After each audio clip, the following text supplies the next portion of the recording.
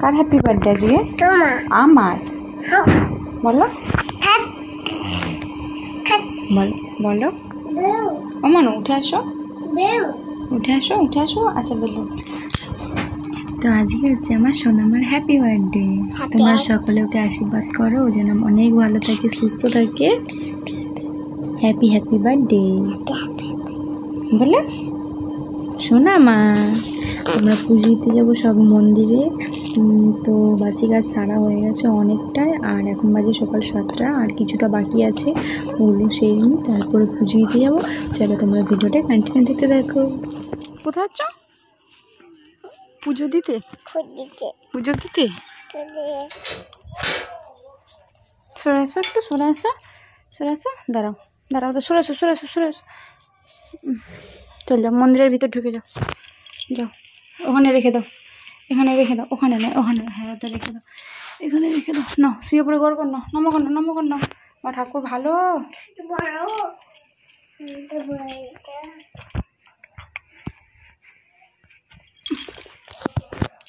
এটা ধরো, এটা ধরো, এটা ধরো, ধরো এরকম করে ধরো, ভালো করে ধরো, ভালো তিনটে নেই, ধরো ধরো ভালো করে ধরো। চলো চলো ভিতরে চলো, এখানে রেখে দাও, এখানে রেখে দাও। নমো কর না, নমো কর না, নমো কর না, নমো কর না, নমো কর না। শুয়ে পড়ো, নমো কর না, শুয়ে পড়ো, নমো কর না।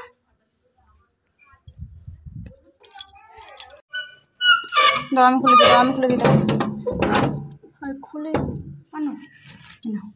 ঠাকুরের, হ্যাঁ এখানে রেখে দাও, না রেখে দাও, না না পিছিয়ে এসো, পিছিয়ে এসো। না শুয়ে পড়ে গড় কর না, গড় কর না। না ঠাকুর ভালো রেখে দাও।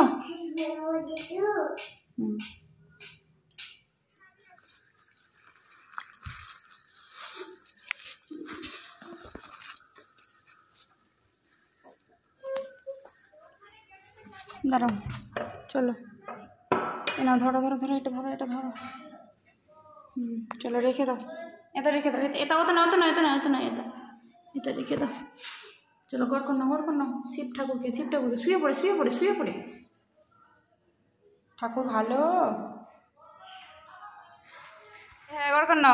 ঠাকুর ভালো বলো, ঠাকুর ভালো। যাও আইটু, যাও আইটু, এগিয়ে যাও। ওটা রেখে দাও, রেখে দাও, নিয়ে গড় কর না, গড় কর না, গড় কর না। ঠাকুর ভালো। চলো।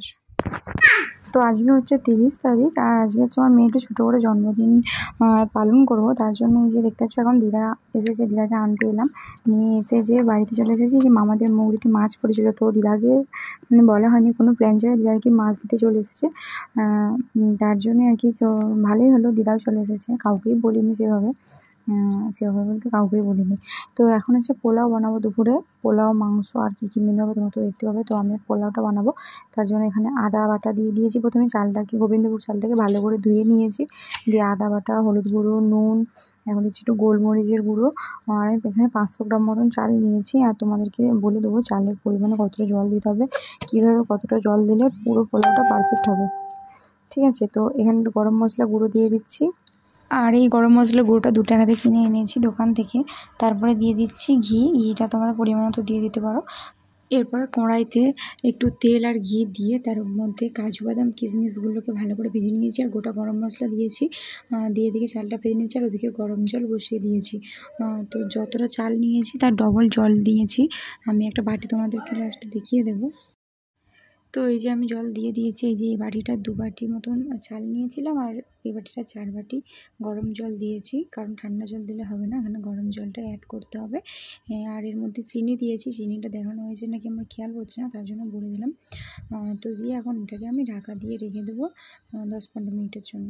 তারপরে খুলে নাড়বো, তারপরে মানে 10-15 মিনিটের মধ্যে রেডি হয়ে যাবে, একদম লো ফ্লেমে। ঠিক আছে, দেখতে পাচ্ছ আমি গ্যাসের জোরটা একদম কমিয়ে দিয়েছি, পুরো লো ফ্লেমে।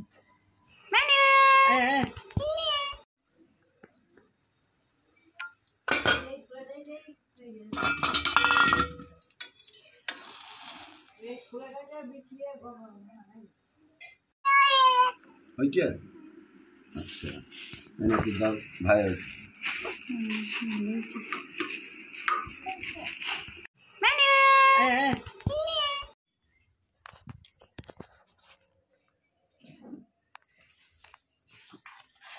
বলো ঠাকুরকে, বলো ঠাকুর ভালো রেখো।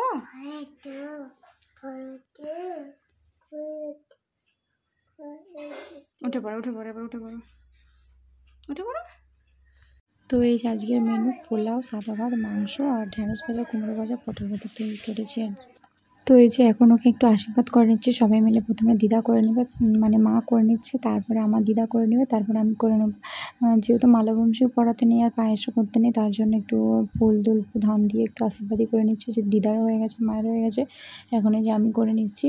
আর এবছর মানে ওর বার্থডেতে একটা আংটি গিফট করেছি, ওর বাবা মা মিলে আর কি, মানে ওর বাবাই আর কি। তো সেটাই আর কি করে দিলাম। তারপরে ও আবার বললো খুলে দাও, তারপরে এই যে ওকে একটু খাইয়ে দিচ্ছি। চলো এখন আমরা খেয়ে নিচ্ছি, আর ও খেয়ে দিয়ে ঘুমিয়ে পড়েছে। দেখতে পাচ্ছ পোলাওটা কতটা ঝরঝরে হয়েছে।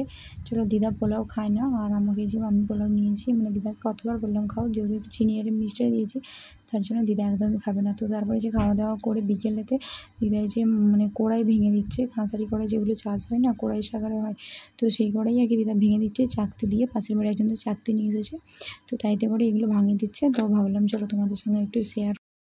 তো এখন বাজে দুপুর 3টা, বাদে এসেছি। মিষ্টি একটু আগে ঘুম থেকে উঠলো, আর এই যে দেখতে পাচ্ছ মাল পড়েছে, এটা ঢালাই রাস্তা হবে। শেষবারের মতন রাস্তাটা দেখে নাও, কবে হবে জানি না,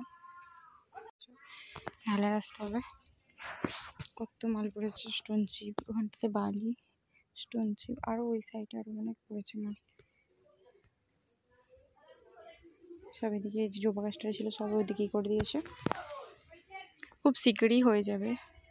বৃষ্টি ছিল তো তার কারণে হতে পারেনি, কিন্তু কবে থেকে হবে জানি না। যারা করবে তারা আর কি বাড়ি চলে গেছে, কদিন অপেক্ষা করেছিল, কিন্তু এত অনবরত বৃষ্টি ছিল তার জন্য হয়নি। দেখা যাক কবে হবে।